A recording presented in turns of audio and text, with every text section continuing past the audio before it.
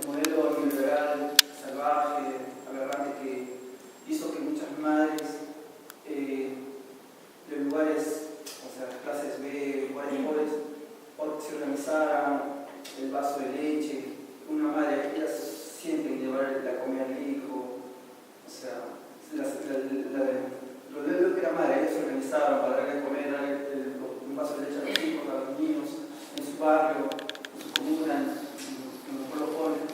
Y esas madres que lucharon popularmente y a veces el Estado los utilizó políticamente, y había otras madres para su vida con grupos insurgentes. Esas madres que creo que, no sé, debían ser muy valoradas, porque es muy valioso ese trabajo que hicieron en esos años. Bueno, no sé la pregunta, pero el caso de las mujeres, como debatíamos que tendríamos que enfatizar es, mujeres en general no tendríamos que hablar, sino desde la perspectiva de lo general y lo particular. Somos mujeres como género ciertamente, pero que lo que decía la compañera Karina, ¿qué es lo que nos va a identificar? Aún siendo una mujer campesina y aún siendo una intelectual, lo que va a identificar de qué lado te pones. Si así tan fácil y sencillo, de los de arriba o de los de abajo. Y entonces eso te ubica para que tengas que desenvolver el trabajo donde tengas que desenvolver. Y lamentablemente no solo mujeres, sino hombres también son utilizados por los gobiernos de turno, por las organizaciones políticas, y lamentablemente desvían su camino. A las mujeres que las relegan simplemente a estar ahí y a utilizarlas y a llevarlas, como veo acá también. Por ejemplo, yo veo lo que decían, el caso de Cristina, y que incluso ha avanzado más a cooptar a las organizaciones, neutralizarlas para que puedan desenvolver incluso sus procesos de lucha. Las han neutralizado de tal manera que la conciencia política como que está prácticamente allí estancada. ¿Por qué? Porque te vamos a dar finalmente algo, pero ¿qué reivindicación hay? Entonces existe la reivindicación económica y política, y entonces la política no nos las puede comprar nadie, porque tiene que ver con los ideales que uno tiene. Entonces hombres y mujeres son utilizados.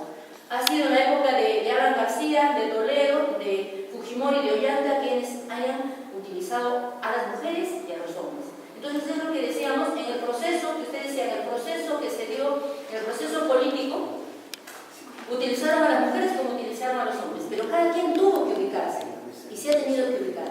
Entonces, tanto es de gloriosa las luchas de las mujeres que se identifican con su pueblo, porque han habido mujeres que también son mujeres, pero que traicionan su clase, que traicionan hasta su género, como acá decíamos, Cristina.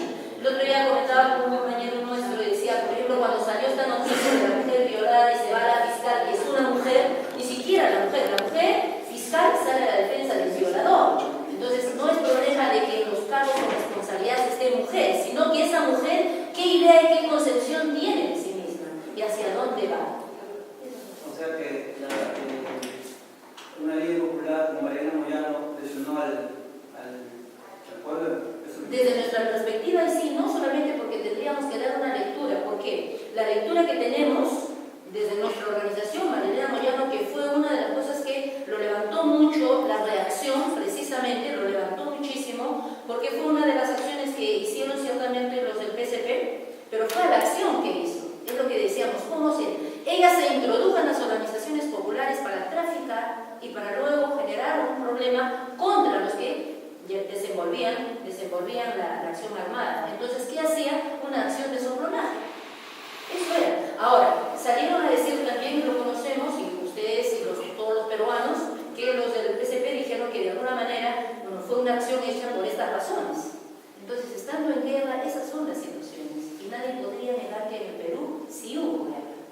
Sí hubo guerra. Esa es la situación. Entonces, por eso yo les recalco, el problema no es solo de mujer, sino la mujer dónde se ubica y con qué concepción. Puede que sea una mujer de barrios y barriadas, muy pobre, pero su conciencia política no va a esta condición. Entonces es lo que nosotros decimos, la posición política que va a tener el hombre o la mujer para ubicarse. Solo algo muy concreto para la compañera mexicana que escribe aquí.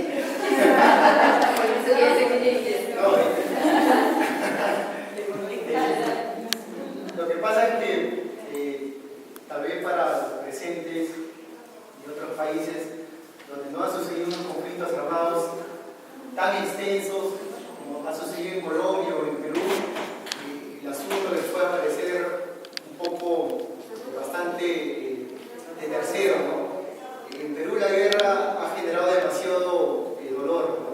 Demasiado dolor, ha generado demasiada polarización, ¿no? Demasiado enojo. Exacto, ¿no? Exacto. Ese es justamente el problema de la guerra, ¿no? Es algo totalmente irreversible, de alguna forma de decirlo, ¿no? No puedes evitarlo. Siempre se solía decir en relación a la guerra, ¿por qué hubieron tantos muertos? ¿No? Y uno se dice, ni el ejército imperialista de Estados Unidos en Irak, con todo el potencial tecnológico, ha podido reducir el número de muertos.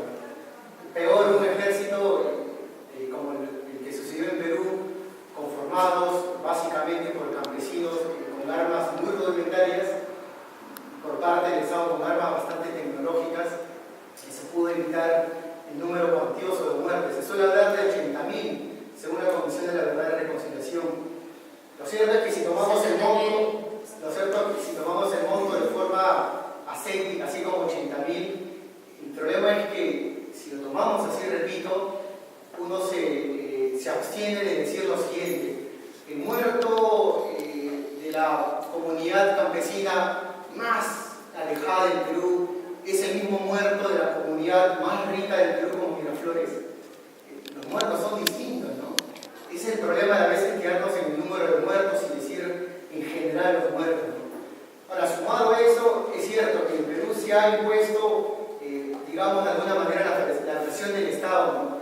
Y el problema es que hasta el momento la gente que comulga, ¿no?, con el PSP, pero que sí defiende los intereses del pueblo, no ha tenido hasta el momento el balance del PSP, ¿no? Bueno, el PSP dice que va a sacar el balance cuando el comité permanente salga de la cárcel, ¿no? Es muy probable que los compañeros del comité permanente nunca salgan de la cárcel y ese balance nunca exista, ¿no? Para mí es una afrenta a la conciencia del pueblo, es una afrenta total, ¿no? Porque supone condenar al pueblo a una sola versión del asunto, ¿no? A la versión del Estado, a la versión del Estado, del comercio, que es el análogo de Clarín acá en Perú, a la versión de la CDR, que estuvo conformada básicamente por intelectuales de izquierda, pero allá en Perú los intelectuales de izquierda, porque esas elecciones decir caviar, ¿no? Intelectuales caviares, ¿no? Pero versión del otro lado no hay. No sé, hay versiones de individuos como Arce Borges, Pastor Roldán, pero no individuos. Bueno, solamente quería esclarecer eso porque siguieron varias interrogantes. Algo en México, ya la pregunta completa. Bueno, se escuchó bastante acá en Perú, por ejemplo, del Ejército Zapatista de Liberación Nacional. Sin embargo, solamente en un momento determinado se habló bastante de las incursiones militares del Ejército Zapatista de Liberación Nacional, se habló de la presencia indígena y de la oposición a los gobiernos narcos en la represión institucional del Estado, ¿no?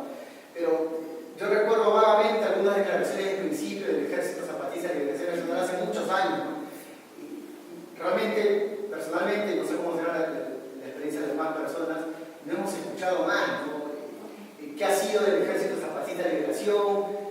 ¿Han emprendido nuevas operaciones? Dentro de este proceso que tú describes, que es algo bastante catastrófico, ¿no?, del narcoestado, de la represión generalizada, ¿cómo se ve la participación del Ejército? Y dentro de la mujer, brevemente, ¿no? Tratando de responder primero al comentario que hacías inicial, no nos queda lejos la represión, el terrorismo de Estado y la guerra, ¿no? Si bien acá hubo una dictadura, ya decimos hubo una dictadura blanda, ¿no?, porque había una especie de democracia, pero en realidad fue una dictadura de 70 años del PRI. Mientras México tenía una política de apertura de los refugiados, de los exiliados, hacia adentro implementaba una estrategia de guerra sucia, ¿no?, de terrorismo de Estado que asesinó a cientos de dirigentes sociales y base social, ¿no? Aunado a esto, ¿no?, ha habido una tradición de guerrillas en México después de la revolución, después de 1910 hasta ahora, ¿no? No ha habido un momento en toda la historia de México donde deje de haber guerrillas. Incluso ahora mismo hay aproximadamente más de 20 grupos guerrilleros activos, ¿no?, actuando en México.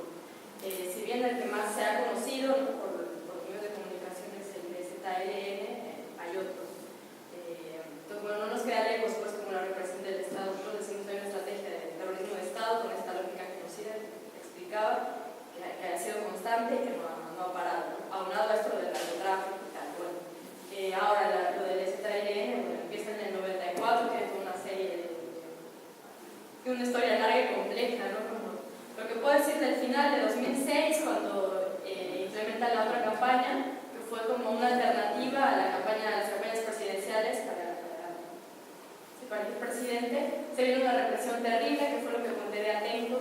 La otra campaña salió una comitiva del STL, el SUB salió a dar la vuelta al país, como con un intento de juntar, unificar las luchas, ¿no? Es decir, que tenemos en común los anarquistas, los socialistas, ¿no? Los indígenas, ¿no? De todo el país, ¿no? Con todas las luchas que había.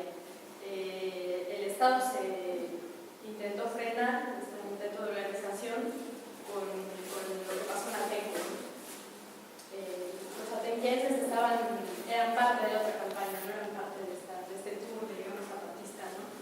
Y bueno, de ahí para acá hubo un proceso complicado con muchos presos políticos después de lo de Atenco, hubo más de 200 torturados sexualmente. Nos dedicamos como a sacar a los presos, ¿no? Bueno, el STLN en específico sacó recién unos comunicados, sacó la escuela zapatista, la que muchos fueron, gente de todo el mundo fue allá. Tienen como su proceso, tampoco nosotros, pero hay gente que fue convocada, otra gente que se acercó y fue.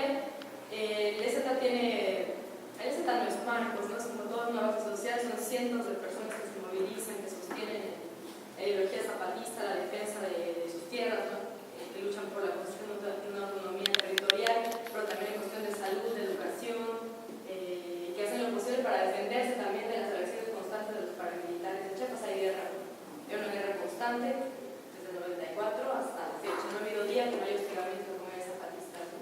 Graves, ¿no? Desde la guerra psicológica de baja intensidad, ¿no? Como ahí, hasta asesinatos o masacres como la de Arteal, por ejemplo, ¿no? Hace unos años.